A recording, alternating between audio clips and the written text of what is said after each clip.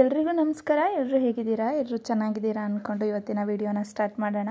So ಇವತ್ತು ನಾನು ನಿಮಗೆ ಮಲೆನಾಡು ಸ್ಟೈಲಲ್ಲಿ ಫಿಶ್ ಸಾಂಬಾರನ್ನ ಯಾವ ರೀತಿಯಾಗಿ ಮಾಡೋದು ಅಂತ ತೋರಿಸ್ಕೊಡ್ತಾ ಇದ್ದೀನಿ. ಆಲ್ಮೋಸ್ಟ್ ನಾವು ಮಲೆನಾಡಲ್ಲಿ ಇದೇ ರೀತಿಯೇ ಮಾಡೋದು ಫಿಶ್ ಸಾಂಬಾರನ್ನ. ಸೊ ಹಾಗಾಗಿ ಈ ರೆಸಿಪಿನ ನಿಮ್ಮೊಟ್ಟಿಗೆ ಶೇರ್ ಮಾಡೋಣ ಅನ್ನಿಸ್ತು, ಹಾಗಾಗಿ ಈ ವಿಡಿಯೋನ ಮಾಡ್ತಾ ಇದ್ದೀನಿ.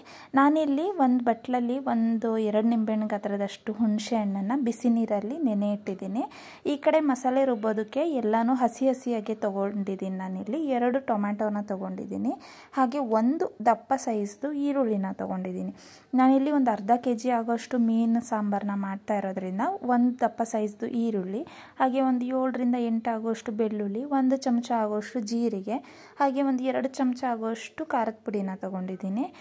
ಮೀನು ಸಾಂಬಾರೆಲ್ಲ ಸ್ವಲ್ಪ ಖಾರ ಆಗಿದ್ರೆ ಸ್ವಲ್ಪ ಚೆಂದ ಅನಿಸುತ್ತೆ, ಹಾಗಾಗಿ 2 ಚಮಚ ಆಗೋಷ್ಟು ಖಾರದ ಪುಡಿ, ಹಾಗೆ 2 ಚಮಚ ಆಗೋಷ್ಟು ಧನಿಯಾ ಪೌಡರ್ ಕೂಡ ತೊಗೊಂಡಿದ್ದೇನೆ ನಾನು. ನೀವು ಖಾರದ ಪುಡಿ ಬೇಡ ಅಂತ ಅಂದರೆ ನೀವು ಬ್ಯಾಡಗೆ ಮೆಣಸಿನ್ಕಾಯಿನ ಸ್ವಲ್ಪ ಬಿಸಿ ನೀರಲ್ಲಿ ನೆನೆ ಇಟ್ಟು ಅದನ್ನು ಸೇರಿಸ್ಕೊಳ್ಬೋದು, ಅದು ಕೂಡ ನಿಮಗೆ ತುಂಬ ಚೆನ್ನಾಗಿರುತ್ತೆ. ನಾವು ಮಲೆನಾಡಲ್ಲಿ ಹೀಗೆ ಮಾಡೋದ್ರಿಂದ ನಾನು ಇದೇ ರೀತಿಯೇ ತೋರಿಸ್ಕೊಡ್ತಾ ಇದ್ದೀನಿ. 1/4 ಟೀ ಸ್ಪೂನ್ ಆಗೋಷ್ಟು ಅರಿಶಿನ, ಹಾಗೆ ಎಷ್ಟು ಬೇಕೋ ಅಷ್ಟು ನೀರನ್ನು ಹಾಕ್ಕೊಂಡು ರುಬ್ಬಿಟ್ಕೊಳ್ಳಿ. ಈ ಕಡೆ ಒಂದು ಮಣ್ಣಿನ ಪಾತ್ರೆ ತೊಗೋತಾ ಇದ್ದೀನಿ. ಮೀನು ಸಾಂಬಾರಿಗೆ ಮಣ್ಣಿನ ಪಾತ್ರೆ ಹೇಳಿ ಮಾಡಿಸಿದಂಗಿರುತ್ತೆ. ಮೀನು ಸಾರು ಮಾಡ್ತಿದ್ದೀರಾ ಅಂದರೆ ಮಣ್ಣಿನ ಪಾತ್ರೆಯಲ್ಲಿ ಮಾಡಿ ನೋಡಿ, ಟ್ರೈ ಮಾಡಿ, ತುಂಬ ರುಚಿಯಾಗಿರುತ್ತೆ.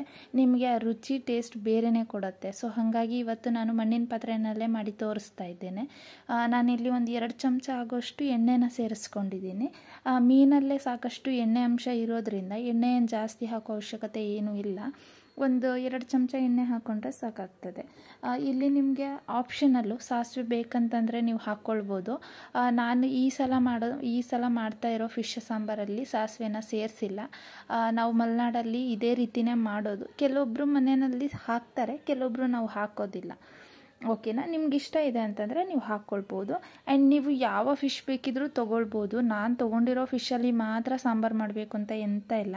ನಿಮ್ಗೆ ಯಾವ ಫಿಶ್ ಇಷ್ಟ ಇದೆ ಆ ಫಿಶನ್ನು ನೀವು ತೊಗೊಳ್ಬೋದು. ನಾನಿಲ್ಲಿ ಸ್ವಲ್ಪ ಆಗೋಷ್ಟು 1 ಕಡ್ಡಿ ಕರಿಬೇವು ಸೊಪ್ಪು ತೊಗೊಂಡಿದ್ದೀನಿ, ಹಾಗೆ ಒಂದು ಅರ್ಧ ಈರುಳ್ಳಿನೂ ಕೂಡ ತೊಗೊಂಡಿದ್ದೀನಿ. ಇದು ಎಲ್ಲ ಒಗ್ಗರಣೆಗೆ. ಒಂದು ಅರ್ಧ ಈರುಳ್ಳಿ, ಹಾಗೆ 1 ಕಡ್ಡಿ ಫುಲ್ಲು ಆಗೋಷ್ಟು ಕರಿಬೇವಿನ ಸೊಪ್ಪು, ಇದಿಷ್ಟನ್ನು ತೊಗೊಂಡು ಚೆಂದ ಫ್ರೈ ಮಾಡ್ಕೊಳ್ಬೇಕು. ಇದನ್ನು ಫಸ್ಟು ತುಂಬ ಹೊತ್ತೇನು ಫ್ರೈ ಮಾಡೋದು ಎಂತ ಬೇಡ, ಒಂದು ಅರ್ಧ ಮಟ್ಟಿಗೆ ಇದು ಫ್ರೈ ಆದರೆ ಸಾಕು. ನಾನು ಈಗಷ್ಟೇ ನಿಮಗೆ ಕೇರಳ ಸ್ಟೈಲು ಫಿಶ್ ಫ್ರೈ ಎಲ್ಲನೂ ತೋರಿಸಿಕೊಟ್ಟಿದ್ದೇನೆ. ಹಾಗಾಗಿ ಮಲೆನಾಡು ಸ್ಟೈಲಲ್ಲಿ ನಾವು ಯಾವ ರೀತಿಯಾಗಿ ಫಿಶ್ ಸಾಂಬಾರನ್ನ ಮಾಡ್ತೀವಿ ಅನ್ನೋ ವಿಡಿಯೋನ ತುಂಬ ಸಲ ಹಾಕಬೇಕು ವಿಡಿಯೋನ ಅಂದ್ಕೊಂಡಿದ್ದೆ, ಬಟ್ ಆಗಿರಲಿಲ್ಲ. ಈ ಸಲ ಫೈನಲ್ಲಾಗಿ ವಿಡಿಯೋನ ಅಪ್ಲೋಡ್ ಮಾಡ್ತಾ ಇದ್ದೀನಿ. ಹಾಗೆ ನೀವೇನ ನನ್ನ ಚಾನಲ್ನ ಸಬ್ಸ್ಕ್ರೈಬ್ ಮಾಡ್ಕೊಂಡಿಲ್ಲ ಅಂತಂದರೆ ದಯವಿಟ್ಟು ನನ್ನ ಚಾನಲ್ನ ಸಬ್ಸ್ಕ್ರೈಬ್ ಮಾಡ್ಕೊಳ್ಳಿ. ಹಾಗೆ ಪಕ್ಕದಲ್ಲಿರೋವಂಥ ಬೆಲ್ ಐಕಾನ್ನ ಪ್ರೆಸ್ ಮಾಡಿ. ವಿಡಿಯೋ ಇಷ್ಟ ಆದರೆ ಒಂದು ಲೈಕ್ ಮಾಡಿ, ಓಕೆನಾ? ಇವಾಗ ನಾನಿಲ್ಲಿ ತೊಗೊಂಡಿದ್ದಂತಹ ಮಸಾಲೆ ಏನು ರುಬ್ಬಿಟ್ಕೊಂಡಿದ್ವಲ್ವ, ಆ ಮಸಾಲೆನ ನಾನಿಲ್ಲಿ ಒಗ್ಗರಣೆ ಒಟ್ಟಿಗೆ ಸೇರಿಸ್ಕೊಳ್ತಾ ಇದ್ದೀನಿ. ಈ ಮಸಾಲೆನ ಸ್ವಲ್ಪ ಹಾಗೇ ಚೆನ್ನಾಗಿ ಬಾಡಿಸ್ಕೊಂಡು ಅದಾದ ನಂತರ ಎಷ್ಟು ಬೇಕೋ ಅಷ್ಟು ಕನ್ಸಿಸ್ಟೆನ್ಸಿ ನೋಡಿ ನೀವು ನೀರನ್ನು ಹಾಕ್ಕೊಳ್ಳಿ. ಇದು ತುಂಬ ನೀರಾಗೆಲ್ಲ ಮಾಡೋಕ್ಕೆ ಹೋಗಬೇಡಿ, ಆಯಿತಾ? ನಾನು ಸ್ವಲ್ಪ ಗಟ್ಟಿಯಾಗಿಯೇ ಮಾಡಿದ್ದೇನೆ. ಯಾಕಂತಂದರೆ ತುಂಬ ಜನ ತುಂಬ ತೆಳುವಾಗಿರೋವಂಥ ಸಾಂಬಾರುಗಳನ್ನ ಇಷ್ಟಪಡ್ತಾರೆ. ಬಟ್ ಫಿಶ್ ಸಾಂಬಾರು ಸ್ವಲ್ಪ ನಾರ್ಮಲ್ಲಾಗಿ ಒಂದು ಹದದಲ್ಲಿದ್ದರೆ ಚೆನ್ನಾಗಿರ್ತದೆ. ನೋಡಿ, ಫಸ್ಟು ಈ ಮಸಾಲೆನ ಒಂದು ಸ್ವಲ್ಪ ಹಸಿ ವಾಸನೆ ಹೋಗೋವರೆಗೂ ಚೆನ್ನಾಗಿ ಬಾಡಿಸ್ಕೊಂಡಿದ್ದಾದಮೇಲೆ ನಿಮಗೆ ನೀರನ್ನು ನೋಡಿಬಿಟ್ಟು ಹಾಕ್ಕೊಳ್ಳಿ. ಈ ನೀರನ್ನು ಹಾಕ್ಕೊಳ್ತಾ ಇದ್ದೀನಿ. ನಾನು ಅದೇ ಮಿಕ್ಸಿ ಜಾರಲ್ಲಿ ಒಂದು ಕಾಲು ಮಿಕ್ಸಿ ಜಾರ್ ಆಗೋಷ್ಟು, ಅಂದರೆ ಒಂದು ಚಿಕ್ಕ ಗ್ಲಾಸ್ ಆಗೋಷ್ಟು ನಾನು ನೀರನ್ನು ಬಳಸಿದ್ದೀನಿ ಅಷ್ಟೇ. ಅಷ್ಟು ಹಾಕಿದ್ದಾದಮೇಲೆ ರುಚಿಗೆ ತಕ್ಕಂಗೆ ಉಪ್ಪನ್ನು ಕೂಡ ಸೇರಿಸ್ಕೊಳ್ಳಿ. ನಾನಿಲ್ಲಿ 1 ಚಮಚ ಆಗೋಷ್ಟು ಉಪ್ಪನ್ನು ಸೇರಿಸ್ಕೊಂಡು ಇದನ್ನು ಸ್ವಲ್ಪ ಹೊತ್ತು ಬಾಡಿಸ್ಕೊಂಡು 1 ಕುದಿ ಬರಲಿಕ್ಕೆ ಬಿಡಬೇಕು. ಇದನ್ನು ಕುದಿ ಬಂದ ನಂತರ ನೀವು ಫಿಶನ್ನು ಹಾಕಬೇಕಾಗತ್ತೆ. ಹಾಗಾಗಿ 2 ನಿಮಿಷ ಇದನ್ನು ಪ್ಲೇಟ್ ಮುಚ್ಚಿಬಿಟ್ಟು ಕುದಿ ಬರೋದಕ್ಕೆ ಬಿಟ್ಬಿಡಿ. ನೋಡಿ, ಇವಾಗ ಚಿಕ್ಕ ಚಿಕ್ಕ ಬಬಲ್ಸ್ ಆಗಿ ಬರ್ತಾ ಇದೆ. ಇದು ಒಂದು ಕುದಿ ಸ್ವಲ್ಪ ಕುದಿ ಬರ್ತಾ ಇದೆ ಅನ್ನೋ ಟೈಮಲ್ಲಿ ನೀವು ಫಿಶನ್ನು ಹಾಕಬೇಕಾಗತ್ತೆ. ಇವತ್ತು ನಾನಿಲ್ಲಿ ರೂಪ್ಚಂದನ್ನು ತೊಗೊಂಡಿದ್ದೀನಿ ಫಿಶ್ಶು. ಆಲ್ಮೋಸ್ಟ್ ನಾನಿವತ್ತು ಇಲ್ಲಿ ರೂಪ್ಚಂದ್ ಫಿಶನ್ನು ತೊಗೊಂಡಿದ್ದೀನಿ. ನೀವು ಯಾವ ಫಿಶ್ ಆದರೂ ತೊಗೊಳ್ಬೋದು, ಮತ್ತಿ, ಬಾಂಗಡೆ ಅಥವಾ ಜಿಲೇಬಿ ಮೀನು ಯಾವುದಾದ್ರೂ ತೊಗೊಳ್ಳಿ. ಎಲ್ಲದಕ್ಕೂ ನಾವು ಇದೇ ರೀತಿಯೇ ಮಾಡೋದು. ಹಾಗಾಗಿ ನಿಮ್ಗೆ ಯಾವ್ದು ಇಷ್ಟ ಬರುತ್ತೆ ಅದನ್ನು ತೊಗೊಳ್ಳಿ. ನಾನಿಲ್ಲಿ 1 ಕುದಿ ಬಂದ ನಂತರ ಫಿಶನ್ನು ಹಾಕ್ಕೊಳ್ತಾ ಇದ್ದೀನಿ. ಕೆಲವೊಬ್ಬರು ಮಸಾಲೆ ಫಿಶ್ ಎಲ್ಲ ಒಟ್ಟಿರಲ್ಲೇ ಹಾಕಿ ಬೇಯಿಸ್ತಾರೆ. ಹಂಗೆ ಮಾಡೋಕ್ಕೆ ಹೋಗಬೇಡಿ. ನಾನಿಲ್ಲಿ ಮೊದಲಿಗೆ ಸಾಂಬಾರನ್ನ ಕುದಿ ಬರ್ಲಿಕ್ಕೆ ಬಿಟ್ಟು ಅದಾದಮೇಲೆ ಫಿಶನ್ನು ಸೇರಿಸ್ಕೊಳ್ತಾ ಇದ್ದೀನಿ. ಇವಾಗ ಫಿಶನ್ನು ಸೇರಿಸಿದಾದ್ಮೇಲೆ ಇದು ಒಂದು ಸ್ವಲ್ಪ ಕುದಿಬೇಕು. ಹಾಗಾಗಿ ನಾನೇನು ಮಾಡ್ತೀನಿ ಇಲ್ಲಿ, ಇವಾಗ ನೀವು ಈ ಟೈಮಲ್ಲಿ ಬೇಕಂತಂದರೆ ಹುಣಸೆಹಣ್ಣನ್ನು ಹಾಕ್ಕೊಳ್ಬೋದು. ಇಲ್ಲ ಅಂತ ಅಂದರೆ ಮೀನು ಸ್ವಲ್ಪ ಇನ್ನೂ ಒಂದು 2 ಕುದಿ ಎಲ್ಲ ಬಂದಾದಮೇಲೆ ಹುಣಸೆಹಣ್ಣು ಹಾಕ್ಕೊಳ್ಬೋದು. ನಾನು ಇವಾಗನೇ ಹುಣಸೆಹಣ್ಣ ಸೇರಿಸ್ಕೊಳ್ತಾ ಇದ್ದೀನಿ. ಏನು ಬಿಸಿ ನೀರಲ್ಲಿ ನೆನೆ ಇಟ್ಟಿದ್ದೆ ಅಲ್ವಾ, ಅದನ್ನು ಒಂದು 2-3 ಚಮಚ ಆಗೋಷ್ಟು, ಅಂದರೆ 1 ದಪ್ಪ ನಿಂಬೆಹಣ್ಣು ಗಾತ್ರದಷ್ಟು ಹುಣಸೆಹಣ್ಣನ್ನು ನಾನಿವತ್ತು ಸೇರಿಸ್ಕೊಂಡಿದ್ದೀನಿ. ಇದನ್ನು ಹಾಕಿ ಕುದಿ ಬರಲಿಕ್ಕೆ ಬಿಟ್ಬಿಡಿ. ಹುಣಸೆಹಣ್ಣೆಲ್ಲ ಹಾಕಿದ್ದಾಗಿದೆ. ಇವಾಗ ಲೈಟಾಗಿ ಕುದಿ ಬರ್ತಾ ಉಂಟು.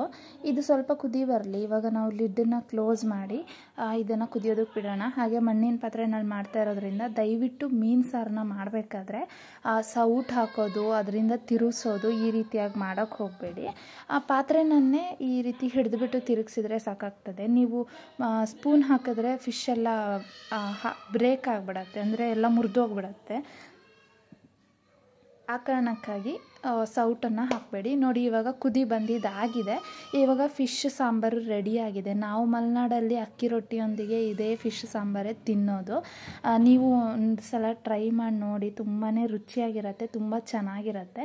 ಕೊನೆಯಲ್ಲಿ ಹುಳಿ, ಉಪ್ಪು, ಖಾರ ಎಲ್ಲವನ್ನು ಚೆಕ್ ಮಾಡ್ಕೊಳ್ಳಿ. ನಿಮಗೇನಾದರೂ ಖಾರ ಕಮ್ಮಿ ಅಂತ ಅನಿಸ್ತು ಅಂತ ಅಂದರೆ ನೀವು ಖಾರದ ಪುಡಿನೂ ಕೂಡ ಸೇರಿಸ್ಕೊಳ್ಬೋದು. ರುಬ್ಬವಾಗಲೇ ಹಾಕ್ಕೋಬೇಕು ಅಂತ ಏನೂ ಇಲ್ಲ, ಈ ಟೈಮಲ್ಲಿ ಕೂಡ ಸೇರಿಸ್ಕೊಳ್ಬೋದು. ಹುಳಿ, ಉಪ್ಪು, ಖಾರ ಎಲ್ಲವನ್ನು ನೋಡಿಕೊಂಡು ಅದಾದಮೇಲೆ ಸ್ಟವ್ನ ಆಫ್ ಮಾಡ್ಕೋಬೇಕಾಗತ್ತೆ. ಇದು ನಿಮಗೆ ನಮ್ಮ ಕಡೆ ಮಾಡುವಂತಹ ಸಾಂಬಾರು.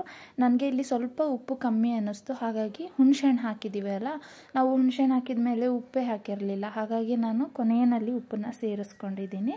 ಇವತ್ತು ನಾನು ನಿಮಗೆ ಮಲೆನಾಡು ಸ್ಟೈಲಲ್ಲಿ ಫಿಶ್ ಸಾಂಬಾರು ಮಾಡಿದ್ದು ವಿಡಿಯೋ ಇಷ್ಟ ಆಗಿದೆ ಅಂತ ನಾನು ಅಂದ್ಕೊಳ್ತಾ ಇದ್ದೀನಿ. ವಿಡಿಯೋ ಇಷ್ಟ ಆಗಿದ್ದಲ್ಲಿ ಒಂದು ಲೈಕ್ ಮಾಡಿ, ಹಾಗೆ ನಮ್ಮ ಚಾನಲ್ನ ತಪ್ಪದೆ ಸಬ್ಸ್ಕ್ರೈಬ್ ಮಾಡ್ಕೊಳ್ಳಿ. ನಾನು ಆಲ್ಮೋಸ್ಟ್ ಎಲ್ಲ ಕಡೆಯ ರೆಸಿಪಿಗಳನ್ನು ಮಾಡ್ತಾ ಇರ್ತೇನೆ. Malenadu style, Mangaluru style, Kerala style, ಎಲ್ಲ ಸ್ಟೈಲಲ್ಲೂ ನನಗೆ ರೆಸಿಪಿಗಳು ಗೊತ್ತಿರೋದ್ರಿಂದ ಎಲ್ಲ ರೆಸಿಪಿನೂ ಮಾಡ್ತಾ ಇರ್ತೇನೆ. ನೀವು ನಮ್ಮ ಚಾನಲ್ನ ಸಬ್ಸ್ಕ್ರೈಬ್ ಮಾಡಿಕೊಂಡ್ರೆ ನನ್ನ ರೆಸಿಪಿಯ ನೋಟಿಫಿಕೇಷನ್ ನಿಮಗೆ ಬರುತ್ತೆ. ಹಾಗಾಗಿ ನನ್ನ ಚಾನಲನ್ನು ಸಬ್ಸ್ಕ್ರೈಬ್ ಮಾಡಿಕೊಡಿ. ಹಾಗೆ ಮರಿದೆ, ನಾನು ತೋರಿಸಿರುವಂಥ ಈ ಮಲೆನಾಡು ಸ್ಟೈಲಲ್ಲಿ ಮಾಡಿರುವಂಥ ಈ ಫಿಶ್ ಸಾಂಬಾರನ್ನ ಒಂದು ಸಲ ಟ್ರೈ ಮಾಡಿ ನೋಡಿ. ಹಾಗೆ ಬೆಸ್ಟ್ ಕಾಂಬಿನೇಷನ್ ಅಕ್ಕಿ ರೊಟ್ಟಿ ಜೊತೆಗೆ ಟ್ರೈ ಮಾಡಿ ನೋಡಿ.